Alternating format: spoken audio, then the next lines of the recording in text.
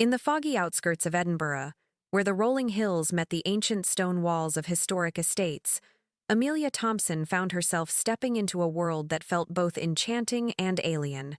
She was a graphic designer from the bustling streets of London, with a portfolio full of vibrant digital campaigns for trendy startups, and a wardrobe that screamed modern minimalism. Think sleek black turtlenecks and high-waisted jeans paired with chunky sneakers. At 32 years old, she'd met her husband, Alistair McGregor, at a tech conference in Glasgow, where his charming Scottish brogue and sharp business acumen had swept her off her feet. Alistair was the heir to the McGregor family fortune, built on generations of whiskey distilling and land ownership, and their whirlwind romance culminated in a wedding that blended her contemporary flair with his family's traditional pomp. But from the very first family dinner at the sprawling McGregor Manor, Amelia sensed the chill in the air wasn't just from the drafty halls. Lady Evelyn McGregor, Alistair's mother, was a formidable presence. A widow in her late 60s, she carried herself with the rigid posture of someone who'd spent decades upholding the remnants of Scottish aristocracy.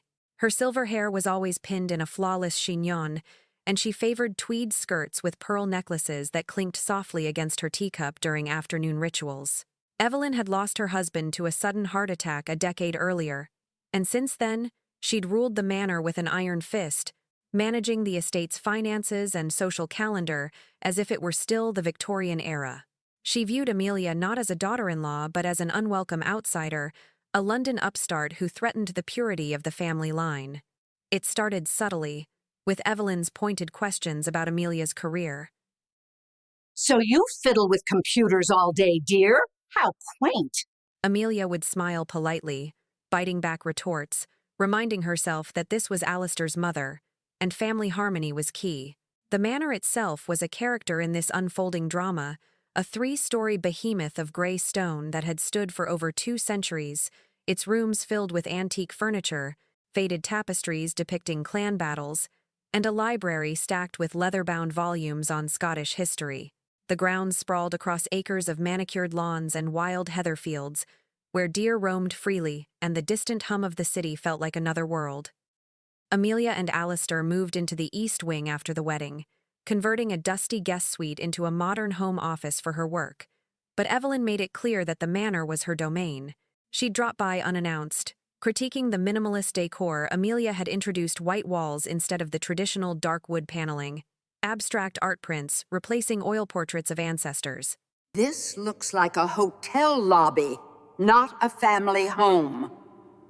Evelyn would sniff, her voice echoing through the high-ceilinged corridors. Alistair, caught in the middle, would try to mediate with his easygoing nature, saying things like, "Mother, Amelia's just bringing a fresh touch. Give it time." As weeks turned into months, the tension simmered beneath the surface, manifesting in small, everyday slights that chipped away at Amelia's confidence. Breakfasts in the grand dining room became battlegrounds. Evelyn would serve traditional Scottish fare porridge with a dollop of cream, black pudding, and tatty scones, while eyeing Amelia's preference for avocado toast and green smoothies. "Watching your figure, are we? Or is it one of those fad diets from across the pond?" She'd remark, her tone laced with faux concern. Amelia, raised in a middle-class family where independence was prized, found these jabs infuriating but tried to respond with grace. "Actually, it's just what keeps me energized for my deadlines." She'd say, forcing a laugh, but inside resentment brewed. She confided in her best friend back in London over late-night video calls, whispering about how Evelyn's constant nitpicking made her feel like an intruder in her own marriage. One particularly rainy afternoon, the conflict edged closer to open warfare. Amelia had been working on a major project, a rebranding for a eco-friendly fashion line, when Evelyn barged into her office, clutching a stack of yellowed invitations. "We're hosting the annual clan gathering next month, and I expect you to help with the preparations. No excuses about your little job." Yeah, I'd love to contribute, Mom, but I have a tight schedule. Digitally? This is about tradition, not your flashy gadgets. The McGregors have always done things by hand, with proper calligraphy. If you're to be part of his family... The exchange left Amelia fuming, her cheeks flushed as she slammed her door after Evelyn left. That evening, over dinner with Alistair, she vented. Your mother treats me like I'm some kind of trophy wife who should quit my career and start knitting doilies. It's exhausting. She's old school, love. Just humor her a bit. Alistair sighed, rubbing his temples. But humoring Evelyn only seemed to embolden her. The next incident came during a family outing to the nearby loch, where the McGregors owned a quaint boathouse. It was a crisp fall day, the leaves turning shades of amber and gold, and Amelia had packed a picnic with fresh salads and artisanal cheeses from a local market. Evelyn arrived in her vintage Land Rover, dressed in wellies and a barber jacket, and immediately dismissed the spread. Salads? For a proper Scottish picnic? We need haggis and shortbread, not this rabbit food. As they settled by the water's edge, Evelyn launched into stories of Alistair's childhood, pointedly excluding Amelia, or twisting anecdotes to highlight how proper his ex-girlfriends had been. Daughters of other landed families, skilled in equestrian pursuits and formal etiquette. Remember Fiona? She could ride a horse like a true Highlander. Pity that didn't work out. Amelia bit her tongue, but the barbs stung, making her feel inadequate and out of place. The turning point in this introductory phase of their discord came at a formal dinner party Evelyn hosted for local dignitaries, bankers, historians, and minor nobility who still clung to titles. Amelia had dressed in an elegant black cocktail dress, her hair in loose waves, aiming to blend in while staying true to herself. But Evelyn pulled her aside in the kitchen beforehand. She thrust forward a frumpy plaid gown from her own closet, smelling faintly of mothballs. That outfit is far too modern, dear. You'll embarrass us. Here, wear this. I appreciate the offer, but I'd like to wear what I chose. Suit yourself, but don't say I didn't warn you. Throughout the evening, Evelyn introduced Amelia with backhanded compliments. This is Alistair's wife, Amelia. She's from London, quite the city girl trying her hand at country life. The guests chuckled awkwardly, and Amelia felt the heat rise in her face. As the night wore on, the real sabotage unfolded. Evelyn, serving wine from the family cellar, a robust red from their own vineyards, accidentally knocked a full glass over Amelia's lap during a toast. The stain spread like blood across the black fabric, ruining the dress beyond repair. "Oh, how clumsy of me," Evelyn exclaimed, her eyes gleaming with what Amelia swore was satisfaction. The guests murmured sympathies, but Amelia excused herself to the powder room, tears stinging her eyes. There, staring at her reflection in the ornate mirror, she whispered to herself, "This isn't an accident. She's testing me." Back at the table, Evelyn continued as if nothing happened. But later that night, Amelia overheard her on the phone with a friend. The girl's just not cut out for this. Spreading a few whispers might help Alistair see sense. Those whispers soon materialized as rumors rippling through the tight-knit social circle. At a charity luncheon the following week, Amelia noticed sidelong glances and hushed conversations. One acquaintance pulled her aside. I heard Evelyn saying you're pushing Alistair to sell off family land for some development scheme. Is that true? Amelia was stunned. She'd never suggested such a thing. It was Evelyn's way of painting her as a greedy outsider, eroding her standing bit by bit. The conflict had now moved beyond personal slights into calculated undermining, setting the stage for deeper rifts. Amelia began documenting these incidents in a private journal, noting dates and details with the precision of her design work conversations verbatim, the exact words Evelyn used, the way her voice dripped with condescension. She shared snippets with Alistair, who promised to talk to his mother, but Evelyn always deflected. "I'm just looking out for the family, son. She's too modern for our ways." Daily life at the manor became a minefield. Mornings started with Evelyn's ritual of inspecting the household staff, often overriding Amelia's suggestions for small changes, like updating the kitchen appliances to energy-efficient models. "Waste of money," Evelyn would declare. "The old stove has served us for generations." Afternoons brought unsolicited advice on everything from gardening. Evelyn insisted on formal rose beds over Amelia's idea for a vegetable patch to child rearing, even though Amelia and Alistair weren't yet planning a family. When you have children, they'll need proper upbringing, not your free-spirited nonsense.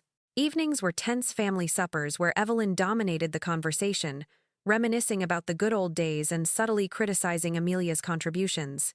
One night, after Amelia shared excitement about a new client, Evelyn cut in. "That's nice, dear, but real work is tending the estate. Perhaps you should learn bookkeeping instead of playing with pictures." Amelia's frustration mounted, leading to sleepless nights where she'd pace the creaky floors of their wing, questioning if she'd made a mistake marrying into this world. She researched similar family dynamics online, reading forums about difficult in-laws and how cultural clashes in blended families could escalate. It was during one such late-night session that she stumbled upon public records databases, idly searching the McGregor name out of curiosity. What she found a hint of irregularities in estate filings planted the first seed of doubt about Evelyn's pristine image. But for now, it was just a flicker, buried under the daily grind of conflict. The introduction to this familial storm had set roots deep, with Amelia's patience wearing thin, unaware yet of how far Evelyn's machinations would push her toward the brink. As the seasons shifted from fall to winter, the Manor's stone walls seemed to close in, amplifying every slight. Snow blanketed the grounds, turning the landscape into a monochrome wonderland. But inside, the atmosphere was anything but serene. Christmas preparations became another arena for Evelyn's dominance. She insisted on decorating with heirloom ornaments, dismissing Amelia's suggestions for string lights and contemporary wreaths as tacky American influences. Amelia, drawing from her own family's traditions, tried to compromise by baking gingerbread cookies, but Evelyn sampled one and pronounced it overly spiced, not the subtle flavors we're accustomed to. The holiday dinner was a fiasco. Evelyn seated Amelia at the far end of the table, away from Alistair, and spent the evening toasting to family legacies that endure, her gaze lingering pointedly on Amelia as if she were a temporary fixture. New Year's Eve brought a brief respite when Alistair whisked Amelia away for a romantic getaway to the Highlands. But upon return, Evelyn's barbs resumed with renewed vigor. "Hope you didn't catch any bad habits up there," she quipped. Amelia began to notice patterns. Evelyn's accidents always happened when witnesses were present, maximizing humiliation. Like the time she forgot to mention a rescheduled meeting with the estate lawyers, leaving Amelia unprepared and looking foolish. Or when she rearranged Amelia's office supplies, claiming it was tidying up, but really disrupting her workflow. These acts weren't random. They were deliberate erosions of Amelia's autonomy. By spring, as daffodils bloomed along the drive, the conflict had solidified into a cold war. Amelia confided more in her journal, detailing how Evelyn's behavior mirrored real cases she'd read about psychological tactics used by controlling relatives to isolate newcomers. She even consulted a therapist via online sessions, learning terms like gaslighting and emotional manipulation. Alistair, sensing the strain, suggested family counseling, but Evelyn scoffed at the idea. "We McGregors handle our affairs privately, not with some shrink." The stage was set for escalation, with Amelia's quiet resolve hardening into something sharper, ready to uncover the cracks in Evelyn's facade. The Manor's history weighed heavy during this period, with Evelyn often leading tours for visitors, boasting about the clan's resilience through wars and famines. Amelia, tagging along once, asked innocent questions about the estate's finances, how it sustained itself in modern times. Evelyn's response was curt. "That's family business, dear. Best not to pry." But pry Amelia did, in small ways, accessing public domain records on her laptop late at night. She discovered old newspaper clippings about the McGregors, including whispers of financial troubles after Alistair's father's death. Evelyn had taken over, but details were murky. This curiosity marked the subtle shift from mere endurance to active investigation, though the full discovery lay ahead. Daily tensions continued to build, like layers of fog rolling in from the sea. Mornings now included Evelyn's ritual critiques of Amelia's breakfast choices, afternoons her interference in household decisions, and evenings her monopolizing of Alistair's time with important discussions that excluded Amelia. One evening, after a particularly grueling day, Amelia confronted Alistair in their bedroom. "Your mother is making my life hell. It's like she's trying to drive me out." He hugged her, promising change, but deep down, Amelia knew words weren't enough. The conflict's introduction had woven a web of resentment, priming the pump for the revelations to come. As the blossoms of spring gave way to the lush greens of summer, The tensions at McGregor Manor deepened into something more insidious, like roots burrowing unseen beneath the soil. Amelia had grown accustomed to Evelyn's daily barbs, but now they evolved into calculated maneuvers that tested the very foundations of her marriage and sanity.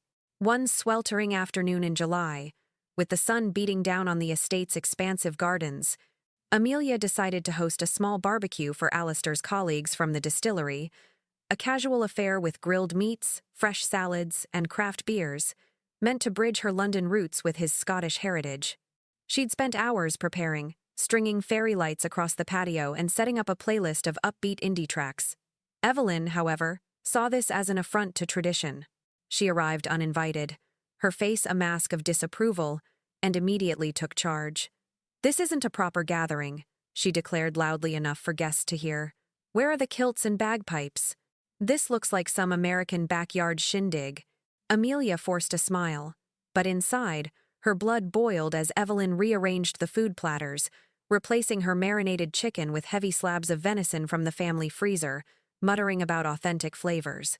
The evening unraveled further when Evelyn cornered one of Alistair's bosses in conversation, steering the talk toward Amelia's unconventional background.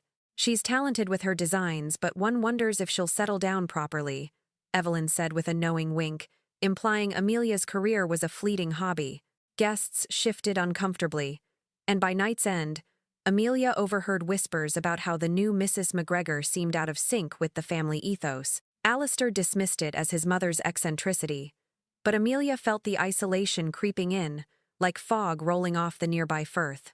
She began avoiding communal spaces, retreating to her office where she poured her frustrations into work, sketching logos that subtly incorporated thorny vines, a metaphor for her entangled life. Yet even there, Evelyn intruded, accidentally knocking over a mug of coffee onto Amelia's sketchpad during one of her pop-in visits, ruining hours of hand-drawn concepts. "Oh dear, how careless," Evelyn cooed, but her eyes betrayed no remorse. Escalation came in waves, each more pointed than the last. During a family trip to the Edinburgh Festival in August, amid the throngs of performers and street artists, Evelyn orchestrated a separation. She insisted on splitting the group Alistair with her for a traditional theater show, while Amelia was shuttled off to a modern art exhibit alone. "You'll enjoy that more, dear. It's your sort of thing," Evelyn said sweetly, but Amelia recognized it as exclusion. Wandering the gallery solo, surrounded by vibrant installations, she felt a pang of loneliness that morphed into determination.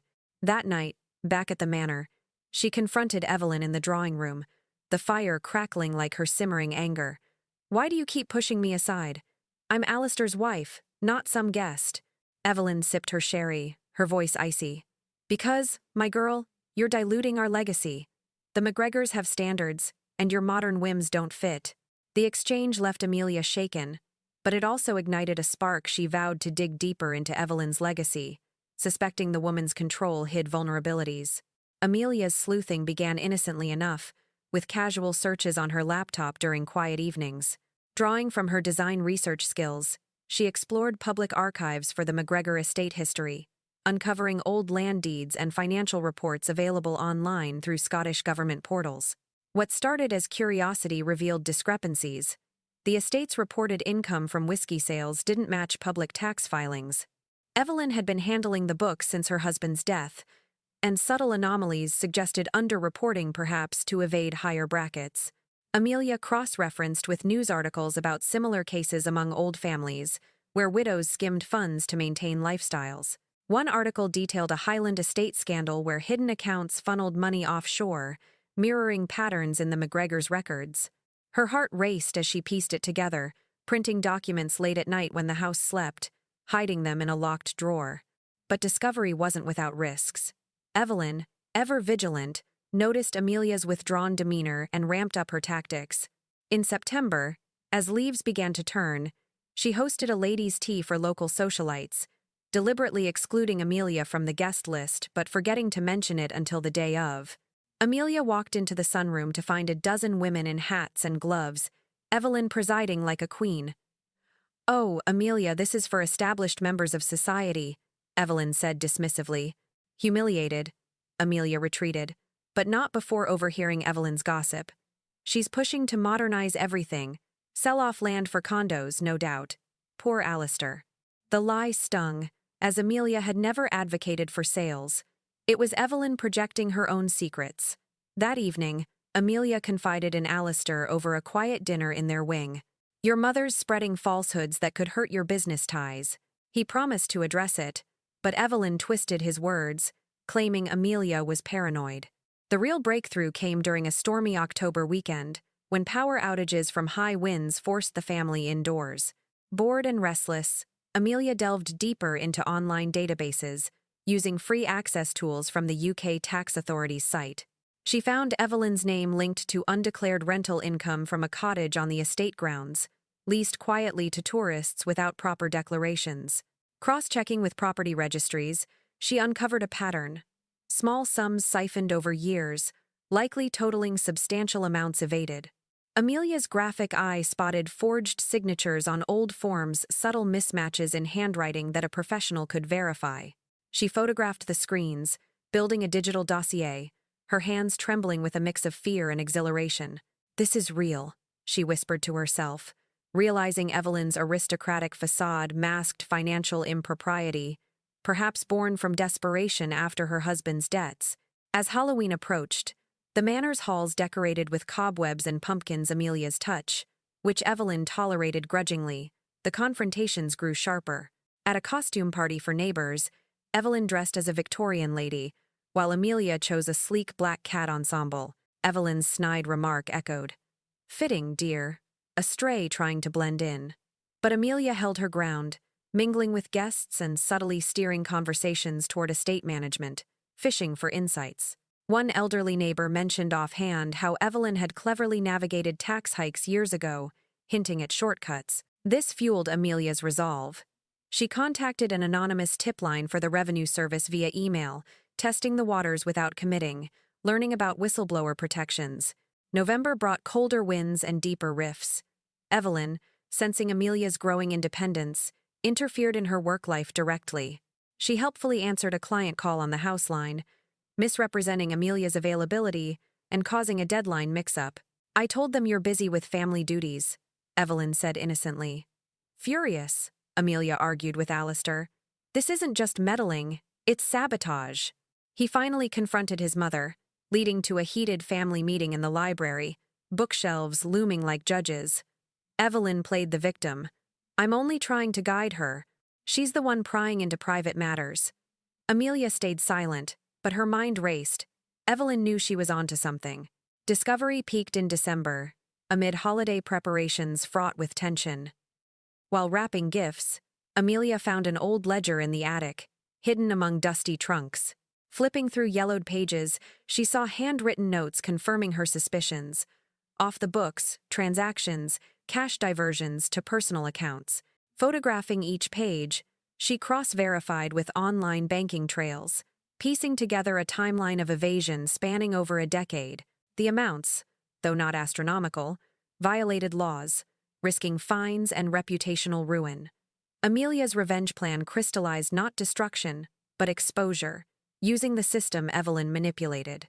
Through it all, daily life pulsed with undercurrents of wariness. Mornings now involved Evelyn's pointed silences over tea, afternoons her oversight of staff to limit Amelia's influence, evenings strained suppers where topics skirted the growing abyss. Amelia maintained composure, her journal swelling with details, exact quotes from Evelyn's manipulations, timestamps of discoveries, emotional tolls like sleepless nights pondering ethics. She confided anonymously in online forums for in-law advice, gleaning strategies from real stories of familial betrayals resolved through truth. By year's end, as snow dusted the grounds again, the escalation had forged Amelia into a strategist. No longer the naive newcomer, she held the key to Evelyn's downfall, waiting for the opportune moment. The Manor's ancient stones seemed to whisper encouragement, urging her toward the confrontation that would redefine everything. With the arrival of a crisp January morning, blanketed in fresh snow that muffled the world outside McGregor Manor, Amelia's meticulously gathered evidence transformed from a secret arsenal into a weapon poised for deployment. She had spent the holiday season feigning normalcy, exchanging polite gifts with Evelyn, A cashmere scarf from Amelia met with a vintage brooch from her mother-in-law, each wrapped in layers of unspoken animosity while finalizing her plan in the quiet hours after midnight.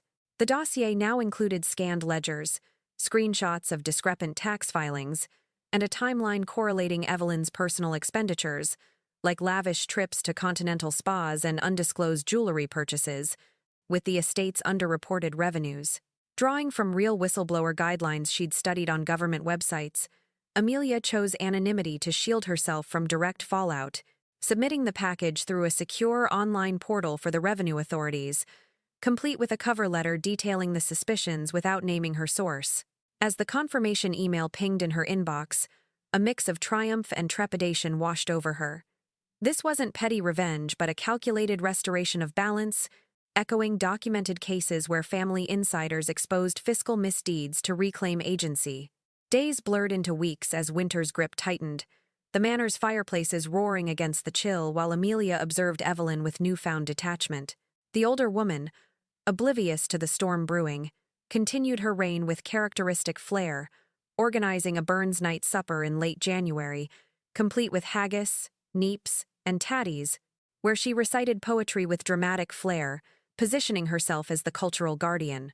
Amelia participated graciously, even complimenting Evelyn's recitation, but noted the subtle signs of strain Evelyn's sharper tone with staff, her furtive glances at the mail. The first indication of trouble came in early February, when a nondescript envelope arrived from the tax office, addressed to Evelyn personally. She opened it in the breakfast nook, her face draining of color as she scanned the contents, a preliminary inquiry into the estate's filings. "Just routine bureaucracy," she muttered to Alistair, folding it away. But Amelia caught the tremor in her hands, a silent confirmation that her arrow had struck. The investigation unfolded gradually, like melting snow revealing hidden paths, with auditors requesting documents that Evelyn scrambled to produce. Amelia stayed peripheral, offering innocuous help like organizing old files in the study, where she discovered overlooked receipts that further incriminated Evelyn's slips for cash withdrawals tied to undeclared rentals. Alistair, initially supportive of his mother, grew concerned as discrepancies mounted, confiding in Amelia during a late-night walk through the frosted gardens. "Mother's always handled the finances flawlessly, but these questions, they're serious." Amelia nodded sympathetically, her voice steady. "Perhaps it's time for transparency. We can get through this as a family." Inside, she reveled in the shift, watching Evelyn's composure crack sleepless nights evident in her shadowed eyes, curt dismissals replacing her usual verbose critiques. By March, as early buds hinted at renewal, the probe intensified with on-site visits from suited officials who pored over ledgers in the Manor's oak-paneled office. Evelyn hosted them with forced hospitality, serving tea and shortbread, but her anecdotes about the family's storied past fell flat against their pointed queries about offshore transfers and valuation inconsistencies. One auditor, a stern woman with a clipboard, pressed on a specific entry. "These cottage rentals, why weren't they reported?" Evelyn stammered, "Oversights, mere oversights from my late husband's era." But the evidence Amelia had provided painted a deliberate pattern, leading to formal charges of evasion, with potential penalties including back taxes and interest that could strain the estate's liquidity. The local press caught wind, publishing discreet articles about irregularities at a historic Scottish property, though names were withheld initially, fueling whispers in the social circles Evelyn prized. Humiliation peaked at a spring gala in April, held at a nearby castle, where Evelyn had long been a fixture. Dressed in her finest gown, she arrived to find conversations hushed upon her approach, old friends averting eyes amid rumors of financial woes. One bold acquaintance pulled her aside. "Evelyn, darling, is it true about the audits? Such a pity for the McGregor name." Crushed, Evelyn returned home early, confronting Alistair in the drawing room, her voice breaking for the first time. "Someone's betrayed us. This didn't happen by accident." Alistair, now privy to partial truths from the investigators, urged honesty. "Mother, if there's anything you've hidden, now's the time." Evelyn's denial was vehement, but the walls were closing in, her influence waning as board members from the distillery distanced themselves, citing reputational risks. Amelia's role remained shadowed until a pivotal family dinner in May, the table set with fresh salmon and asparagus from the gardens, tension thick as the clotted cream. Evelyn, cornered by mounting evidence, lashed out. "This is your doing, isn't it? Poking around where you don't belong."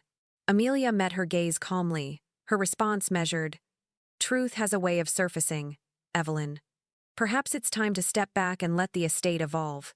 The admission came haltingly. Evelyn confessed to Alistair alone later that night, admitting the evasions stemmed from post-widowhood fears of losing the manor, small shortcuts snowballing into deceit. Tears flowed, a rare vulnerability, but the damage was done. Resolution arrived in June's golden light, with Evelyn agreeing to a settlement, paying fines from her personal savings, issuing a public statement through a family solicitor acknowledging administrative errors and expressing regret, a veiled apology that spared jail but shattered her aura. The social set moved on, invitations drying up, leaving Evelyn to retreat into quiet seclusion in a wing of the manor. Alistair, disillusioned yet relieved, supported Amelia's vision for change, transferring estate management to her capable hands. She wasted no time, converting unused rooms into creative spaces, a digital studio for local artists, workshops blending tradition with modernity, like whiskey-infused graphic design sessions. The grounds hosted eco-friendly events, drawing a new crowd that revitalized the property's fortunes ethically. By summer's end, as heather bloomed purple across the hills, Amelia stood on the manor's balcony, surveying her domain. The victory wasn't vengeful glee but quiet empowerment, a real-life testament to resilience amid familial strife. Evelyn, humbled, offered a tentative olive branch over tea one afternoon. "I underestimated you, Amelia. Perhaps change isn't all bad." The response was gracious. "We're family after all. Let's build forward." The manor, once a prison of traditions, now pulsed with innovation, its shadows lifted, proving that even in the heart of old Europe, a determined spirit could rewrite legacies.